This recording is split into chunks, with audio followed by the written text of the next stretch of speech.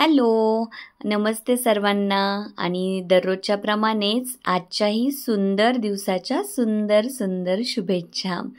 आणि असं हिरव्या रंगाकडे, गार्डनमधील हिरवळीकडे सकाळी सकाळी पाहिलं की दिवस किती छान जातो ना. तर बघा, नाश्त्यामध्ये मी मुद्दाम ह्याचा व्हिडिओ शेअर केला नाही, तर हे अख्खे मूग भिजवून जो डोसा बनवला होता ना, त्याचीच मी इडली बनवून त्याला फ्राय केलेलं आहे.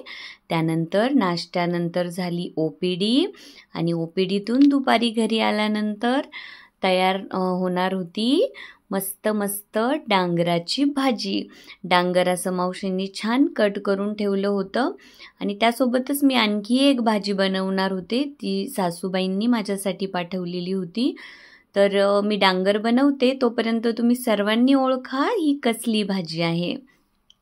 तर डांगरसाठी मी कढईमध्ये तेल घेतलं, तेलामध्ये मोहरी आणि जिरे छान फ्राय करून घेतले.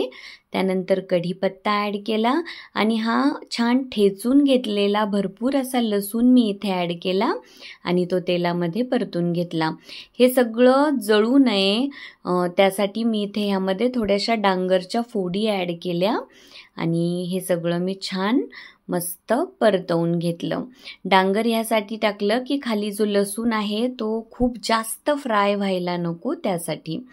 आणि हे बघा, हे सगळं छान फ्राय झालं की यामध्ये मग मी 2 चमचे एवढी बारीक केलेली हिरवी मिरची ॲड करणार आहे आणि त्यानंतर मी इथे ॲड करणार आहे 1.5 छोटा चमचा एवढं लाल मिरची पावडर आणि 1.5 छोटा चमचा एवढी हळद पावडर मी ॲड करणार आहे आणि हे ॲड करून सगळं व्यवस्थित अगदी परतवून घेणार आहे. आणि हे सगळं परतवून झालं की मग बाकी जे धुवून ठेवलेलं डांगर होतं तेही सर्व मी ह्यामध्ये ॲड करणार आहे आणि मग मस्त छान परतवून घ्यायचं. डांगर आपल्या आरोग्यासाठी एकदम उपयुक्त अशी भाजी आहे. आपल्या पचनक्रियेसाठी खूपच उपयुक्त भाजी आहे. फायबर्स, मिनरल्स, व्हायटॅमिन्स म्हणजे सगळं काही भरभरून ह्या डांगरमध्ये असतं. आणि हे बघा, नेहमीच्या आहारामध्ये, अगदी नेहमीच्या जेवणामध्ये डांगरचा समावेश असला तर पचनासाठी त्याचा खूपच छान उपयोग होतो. हे बघा, आता डांगर परतत असतानाच मी ह्यामध्ये बारीक कट करून घेतलेली कोथिंबीर ॲड केली आणि चवीप्रमाणे मी यामध्ये मीठही ॲड करून डांगर व्यवस्थित परतवून घेतलं. डांगर खाल्ल्याने बद्धकोष्ठतेचा जो प्रॉब्लेम असतो म्हणजे कॉन्स्टिपेशन जे असतं ते अजिबात राहत नाही. तर ज्यांनाही बद्धकोष्ठतेचा प्रॉब्लेम आहे, ज्यांनाही कॉन्स्टिपेशनचा प्रॉब्लेम आहे, त्यांनी नेहमीच्या आहारामध्ये डांगराचा वापर नक्की करावा. जे लोक वेट लॉस प्रक्रियेमध्ये आहेत त्यांनीही डांगर नेहमी सेवन करावं. आणि बघा, त्या दुसऱ्या हिरव्या भाजीसाठी मी अशा वाळलेल्या लाल मिरच्या घेतल्या आहेत आणि लसूण पाकळ्या घेतल्या आणि मिक्सरला ते बारीक केलं. अगदी पेस्ट बनवायची नाही, तर असं ओबडधोबड आपल्याला ते बारीक करून घ्यायचं आहे. आणि ती भाजी अजूनही तुम्ही ओळखली की नाही मला माहीत नाही. ओळखा बरं, कोणती भाजी आहे ती.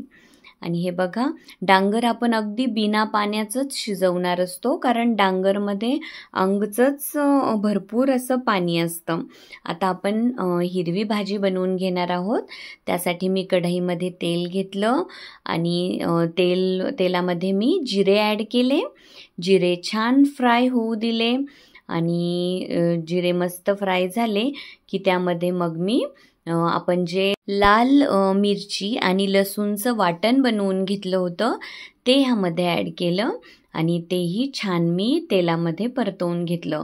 तर आता बघा, मी सांगणार आहे ही भाजी कसली आहे. तर ही भाजी आहे घासाची भाजी. आणि घास म्हणजे कोणता, तर जनावरांसाठी खाण्यासाठी जो शेतामध्ये पिकवला जातो ती ही भाजी आहे. पण जेव्हा माणसांनी ती भाजी खायची असते त्यावेळेला ती अगदी तिचे कोवळे कोवळे पानं शेतातून तोडून आणले जातात. आणि माझ्यावर विश्वास ठेवा, ही भाजी एवढी टेस्टी बनते ना. आता ज्यांना माहीत नसेल घासाची भाजी त्या लोकांना वाटणार की अरे, जनावरांना जो घास घालतात त्याची भाजी बनवते. तर हो, त्याचीच भाजी बनते. फक्त त्याची कोवळी पाने आणली जातात आणि त्यामध्ये मस्त असं लाल मिरची, लसूण, जिऱ्यांचा तडका देऊन ही भाजी छान बनवली जाते. हे बघा आपलं डांगरही परतून मस्त रेडी होत आहे. बघा बिना पाण्याचंच किती छान शिजलंय डांगर. आणि मग मी नंतर चवीनुसार पुन्हा त्यामध्ये मीठ ॲड केलं आणि ही बारीक कट करून घेतलेली कोथिंबीर ॲड केली आणि मस्त परतवून घेतली. हे बघा, हे डांगरची भाजीसुद्धा इतकी छान बनते ना की आमच्या घरात तर सर्वांना डांगर खूपच आवडतं आणि मुलांनाही अगदी लहानपणापासूनच ह्या सगळ्या भाज्या खाण्याची आपण सवय लावायला हवी. म्हणजे त्यांच्यासाठी वेगळं काही बनवण्याची सवय तर अजिबात मम्मी लोकांनी ठेवू नये. आपण स्वतः जी भाजी खाणार असणार तीच भाजी मुलांनी कंपल्सरी खावी. कारण आपल्याला माहीत आहे आपण ज्या भाज्या खातो त्यांचं पोषण मूल्यांच्या दृष्टीने किती जास्त महत्त्व असतं ते. आणि मग दोन्ही भाज्या मस्त तयार होत होत्या तोपर्यंत खूप भूक लागल्यामुळे मी असं काहीतरी चटकमटक खाऊन घेतलं. आणि हे बघा डांगर आपलं छान शिजून रेडी झालं आणि मग मी त्यामध्ये 2.5 चमचे एवढं शेंगदाण्याचा कूट ॲड केला. शेंगदाण्यांचा कूट ॲड केल्यानंतर डांगर खूपच टेस्टी बनतं. आणि तुम्हाला वाटेन एवढी मोठी डांगरची भाजी बनवली आहे, तर यातही पुढे एक ट्विस्ट आहे जो मी व्हिडिओमध्ये पुढे सांगणार आहे. हे बघा आपली डांगरची भाजी एकदम मस्त बनून रेडी आहे.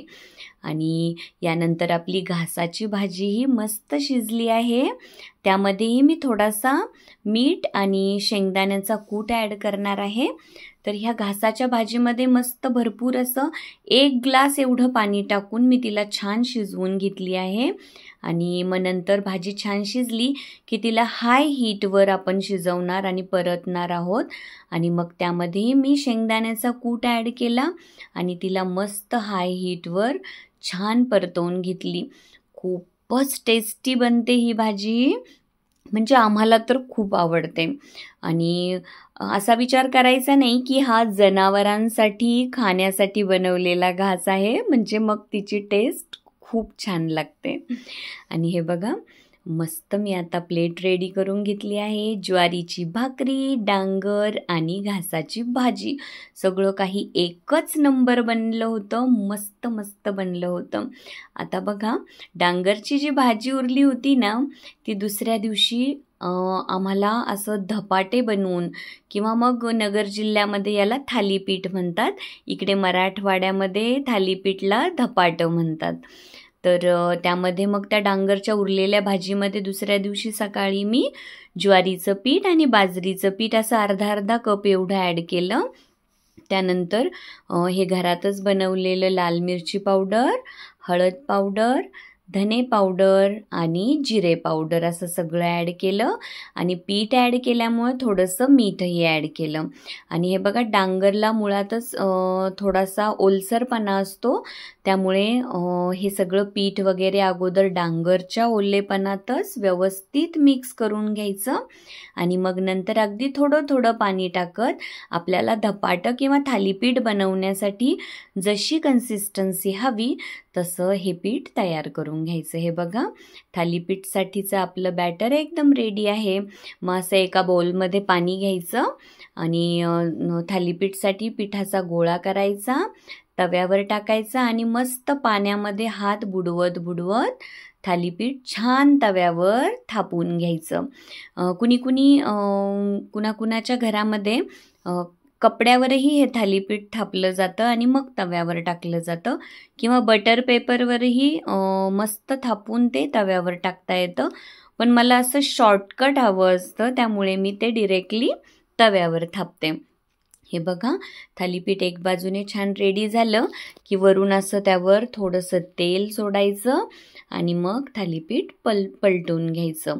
असं आपलं मस्त असं एक बाजूने थालीपीठ छान तयार झालेलं आहे. आणि दुसऱ्या बाजूला मात्र थोडंसं हाय फ्लेमवर थालीपीठ भाजायचं, म्हणजे अगदी मस्त अगोदरच ते छान कुक झालेलं असतं आणि दुसऱ्या बाजूने हाय फ्लेमवर भाजलं की मस्त असं क्रिस्पी क्रिस्पी थालीपीठ रेडी होतं. मग दुसऱ्या दिवशी नाश्त्यामध्ये मी असे डांगरचे थालीपीठ किंवा धपाटे असं पुदिना आणि कोथिंबीरची हिरवी चटणी आणि टोमॅटो केचप सोबत खायला दिलं.